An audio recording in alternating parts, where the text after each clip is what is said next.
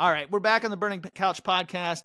Now, listen, this basketball team has been playing against adversity. You got, anybody who had any kind of eligibility problem seemed to have a problem.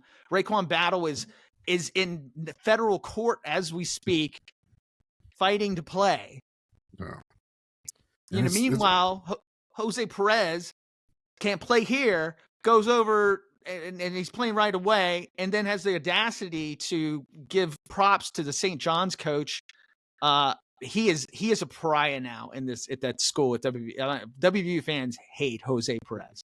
Yeah, I mean it's a terrible situation just because of the fact that it seems like you could say that you got a target on your back to not play, but it's the NCAA doing this thing to where certain players, even with a receiver for North Carolina, missed the first 4 games, and it's just like, why are you putting all these loopholes and all these fences to stop these players from playing? Like, this would be one of those things to where if you have the grades, you follow guidelines, follow the rules, you should be eligible to play. And if you're not eligible to play at one school, you shouldn't be able to transfer to another school and play right away. Like, that just makes no sense to me. I was hoping to have Ethan Bach come on and explain some of this to us, but little young man has gotten too big for his britches, does not return direct tweets anymore for some reason. Used to love Scramble to come on the show. So I'm calling you out, Ethan. Ethan Bach, you're called out. Make a clip out of this, Isha, and we'll see. Post it on YouTube. Ethan. We'll see you very soon. Yeah, we need you on to talk about this team. I mean, the worst is just getting blown out by Pitt. I mean, that's it's always a tough one. So I think in any West Virginia team sport, losing to Pitt is a sore spot. It's a little extra salt in the wounds. So, but we get Chris Crisla. I know I'm saying his name wrong. Whatever. He's back. I think against UMass. That'll be great. I do think we'll get Battle by the end of the season. I have some high hopes, which I'll share with Santa Claus later on about the team. I think Josh, I think he's done as good a job as he can with the tools that he's been given. Yeah. And it's definitely, I mean, this is short off season to where being into the role, but I think we've always had notorious for a slower start. But I think with the team we have, you can see the heart there. It's really just putting the heart together with the talent and playing all 4, the first half and the second half. That's always in any sport is finishing the game. Yeah, I mean, we had a team a couple years ago that looked like they gave up. Yeah. Midway through the season. I mean, and they didn't look like they had any heart. This team does have heart. They're, remember they're kids that haven't played together for long. Yeah. They will gel. They will win some Big 12 games. I know a lot of people think we're gonna just get blown out. Gloom and doom, West Virginia fans. Everything sucks. We're the worst. Let's get rid of the coach. Let's bring back Bob Huggins. Don't forget, this is all Bob Huggins' fault. This was all his fault. He chose to go and say terrible things on the radio. He chose to not use his driver that he was given by WVU and negate his contract. This is nobody's fault but Bob Huggins's. So when people start blaming everybody and the university,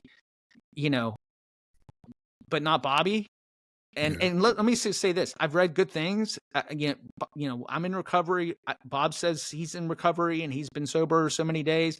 I can't wait to see him coach again somewhere. Yeah. I think, but not here anymore. Yeah. I think the time came. I mean, I don't like the way it ended. I feel like, but we're in this cancel culture to where things are, some things are rightfully so because it's, it's a lesson to the next man or next man or woman that the things you say will, you'll be charged against, and it will put you in a spot that you may not have thought can happen, but it will happen. Especially we've seen time and time again. Yeah, and he wasn't canceled, but the universities gave him an opportunity to let's make this right. You're still our coach, and then this thing happens, and his excuses for it are astoundingly dumb. Yeah. I would rather have had him just say, absolutely, everything was, I screwed up. This is what Mhm. happened. And he has softened a lot. I can tell Yeah. he's in recovery. I think he's learning. If he is, hopefully he's doing his steps and he's learning Yeah. certain things about himself. But and again, he's a legend. He did more for our program than any other coach ever has. He Mhm. should be enshrined at the school, but he's just not. It's not right to blame all the other folks for this stuff that's going Yeah. on right now with the team. It's hard to watch, you know. Mhm. I haven't watched all the basketball games, and I never not watch all the basketball games. But it was just, I had to take a break.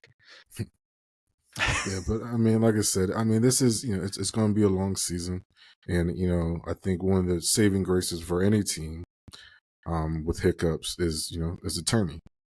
Those are one of those things. Once you can get midway through the pack and get the things right, the attorney helps a lot of teams to where that's what it seems like. This league is, or even college atmosphere is a bunch of transfer kids that haven't played together or gel together. So it's going to be the new normal. So hopefully, hey, halfway we can get it together and play like we've been together for years. Yeah, and I think when all the other players are in position. I mean, Jesse Edwards has done. He's a stud. He is exactly what we thought we were getting. So if Chris and Battle gets Chris comes back and if Battle gets to play, those guys were even higher. Coming in, like, thoughts of them being great. Mm-hmm. This could be a really good team. Because here's the other thing about that: those backup players who have been starting, they've got to start these games, and even if they didn't win them, Steve, you learn a lot more starting than you do sitting on the bench, right? Yeah, it's definitely. I mean, we always say it's different when bulls is flying. It's different on the battlefield because you go to practice, you're going through the motions, but once you really have an opponent and you really let your hair down and see the speed of the game, because practice can't replicate that. But Yeah. like I said, it gets real when bullets start flying. From Jam Street Media.